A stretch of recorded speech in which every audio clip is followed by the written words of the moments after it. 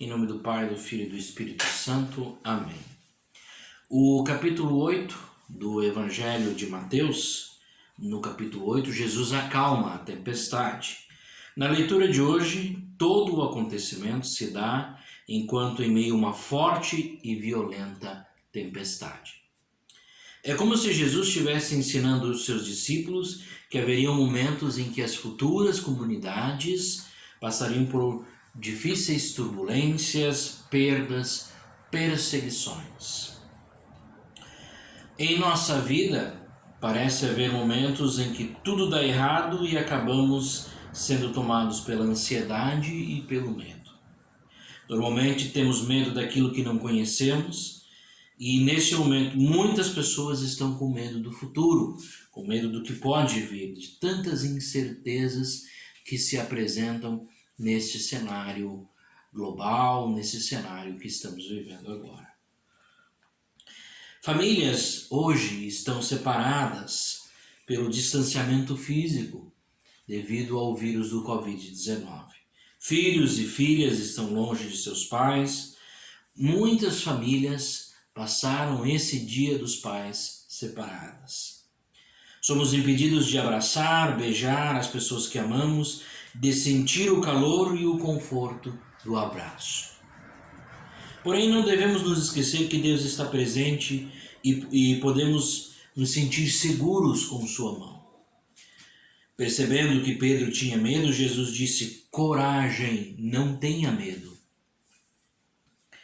Eu estou aqui, segura a minha mão, vem e caminha comigo. Ele queria transmitir força e segurança. Pedro podia confiar nele porque Jesus estava ali, o Mestre estava ali. Assim é Deus em nossa vida. Nós precisamos acreditar e confiar que Ele está sempre conosco e que sua infinita misericórdia é muito grande por todos nós. Pedro não sabia quem estava ali no começo, se era Jesus ou era um fantasma, mas ele queria comprovar que também podia caminhar, que ele podia chegar e caminhar pelas águas sem certeza alguma, sem terra firme, sem chão seguro. Não haviam argumentos. A fé não tem argumentos. Apenas a fé, muitas vezes, se torna fragilizada para nós. Assim, deve ser quem caminha nesse movimento de Jesus. Nos momentos de dificuldade e angústia, podemos falhar e, assim como Pedro, duvidar da fé. Mas logo vem Jesus, estende a sua mão e nos anima na caminhada. A fé é o assunto desta passagem do Evangelho. Trazendo para a contemporaneidade, o mundo tem experimentado uma imensa crise de fé. A ciência e a tecnologia nos trouxeram muitos benefícios, mas também tem o seu lado negativo. Trouxeram um modelo de mundo que quase não tem deixado espaço para a fé, para o acreditar, para o crer. São tantas ocupações e possibilidades que as pessoas têm que não tem mais tempo para a fé. A religião ficou em segundo ou muitas vezes em terceiro plano.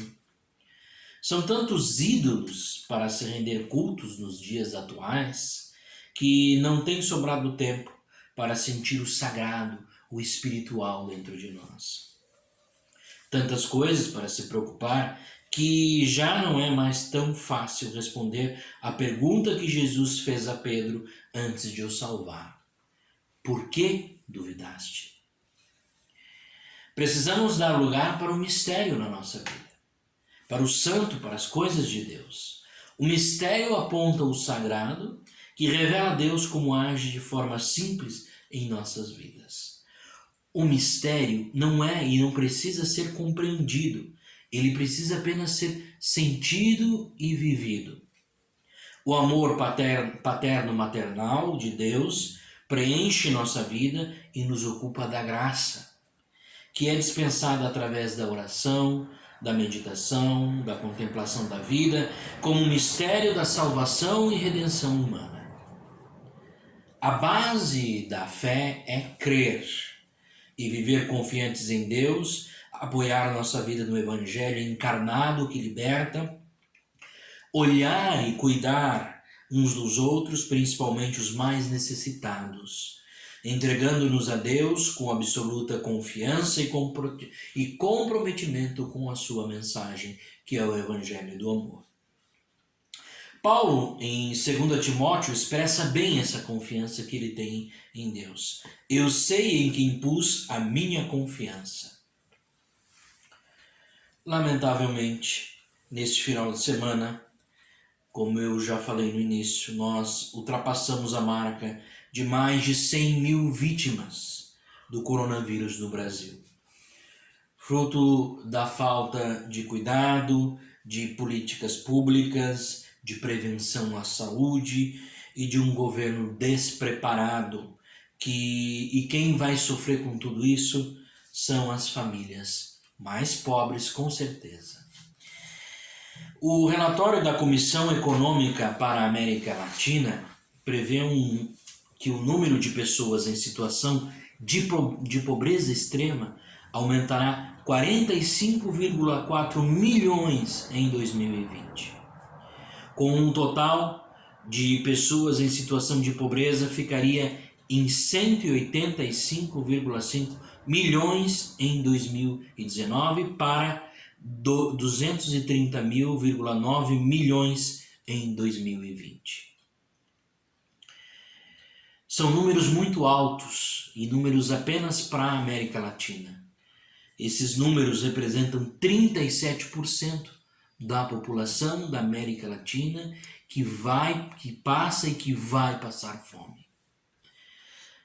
E esses dados são alarmantes. E como cristãos e cristãs, nós precisamos nos preocupar com essa situação.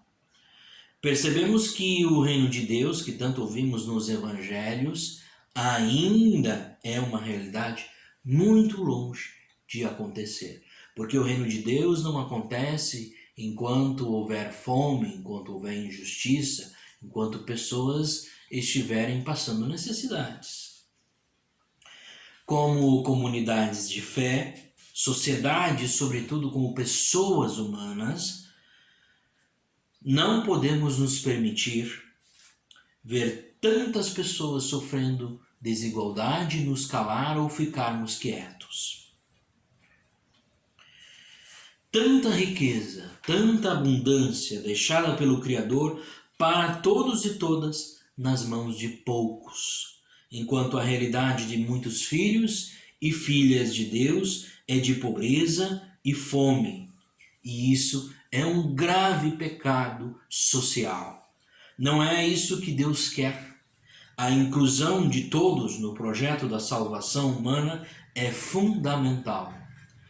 Que o Deus de amor e cheio de compaixão possa abençoar as nossas famílias e, nesse Dia dos Pais, abençoar a todos os pais e nos iluminar sempre no caminho do amor. Amém.